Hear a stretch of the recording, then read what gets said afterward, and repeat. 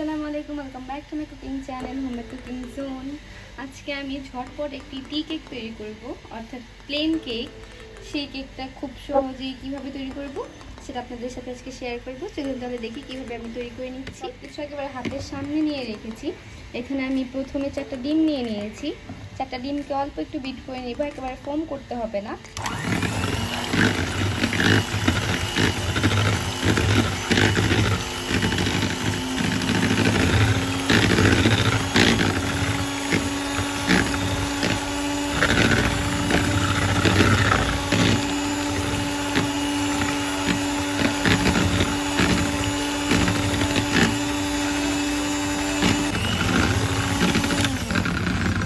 যখন এরকম অল্প একটু কমে হয়ে আসবে তখন এখানে আমি 1 কাপ পরিমাণ পাউডার সুগার দিয়ে দিচ্ছি। এখানে 1 কাপ পরিমাণ পাউডার সুগার আছে। পাউডার সুগারটা আমি অনেকক্ষণ আগে করে রেখেছিলাম, হাতে একটু ভেঙে নিচ্ছি।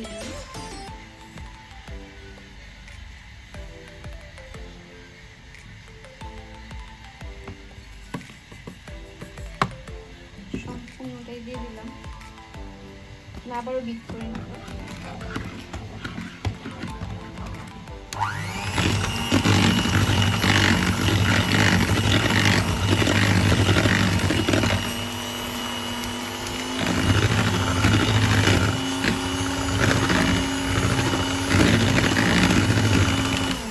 এখানে আমি 1/3 কাপ পরিমাণ তেল দিয়ে দিচ্ছি।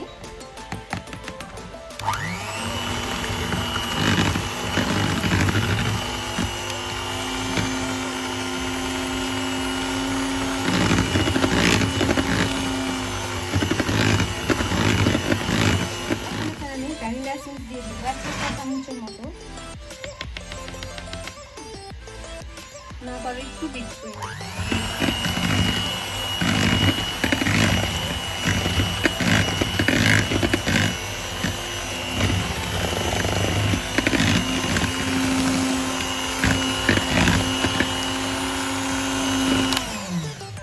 সবগুলো শুকনো উপকরণ মিক্সড করে নিচ্ছি। সবগুলো শুকনো উপকরণ অবশ্যই তেলে দিতে হবে। এখানে আমি 1 কাপ পরিমাণ ময়দা নিয়েছি,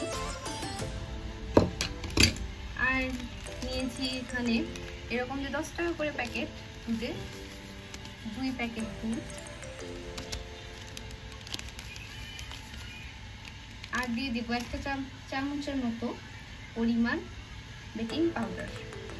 1/2 চা চামচের গুঁড়োটা দিয়ে দিচ্ছি, তাই 2বার দিলাম। সবগুলো উপকরণ ভালোভাবে ছেড়ে নিতে হবে।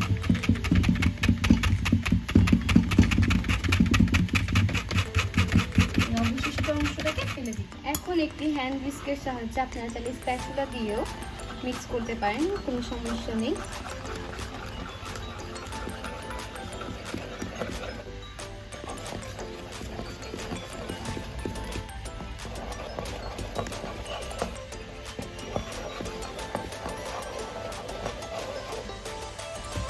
বেশ কিছুক্ষণ মিক্স করার পর ব্যাটারটা এরকম হয়েছে। স্পঞ্জ কেকের মতো এটাকে আলতো হাতে মিক্স করা যায় না, একটু জোরে জোরেই মিক্স করতে হয়। এখন আমার ব্যাটারটা একেবারে তৈরি। এখন আমি যে পাত্রে কেকটি বানাবো সেটা নিয়ে নিচ্ছি। আমি এরকম মিল্ক প্যানের মধ্যে কেকটি বানাই, আর এর মধ্যে এখন আমি অল্প প্রথমে তেল ব্রাশ করে দিব। অল্প একটু এভাবে তেল দিয়ে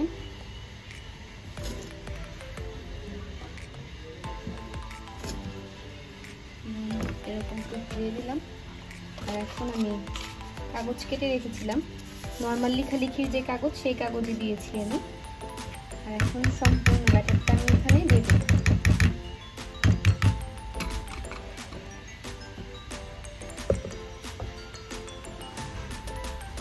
ব্যাটারটা এরকম ভাঁজ পড়লেই আপনারা বুঝতে পারবেন যে কেকের ব্যাটারটা একেবারে পারফেক্ট হয়েছে।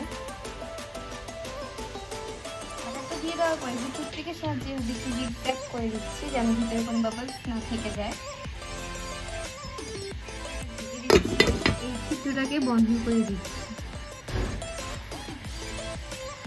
এগুলো করতে করতে আমি তাওয়াটাকে প্রিহিট করতে রেখে দিয়েছিলাম হাই হিটের মধ্যে। চলুন তাহলে এখন বেক করে নিই। কেকটাকে বসিয়ে দিলাম। অপেক্ষা করে রেডি। এক পাশ আমি কেটে ফেলেছি এরকম পিস করে, আর এক পাশ কাটাটা বাকি আছে। এই তো কেমন লাগছে অবশ্যই জানাবেন, ভালো থাকবেন, সুস্থ থাকবেন। আমন্ত্রণ রইল আমার নেক্সট সবগুলো ভিডিও দেখার জন্য। আসসালামু আলাইকুম।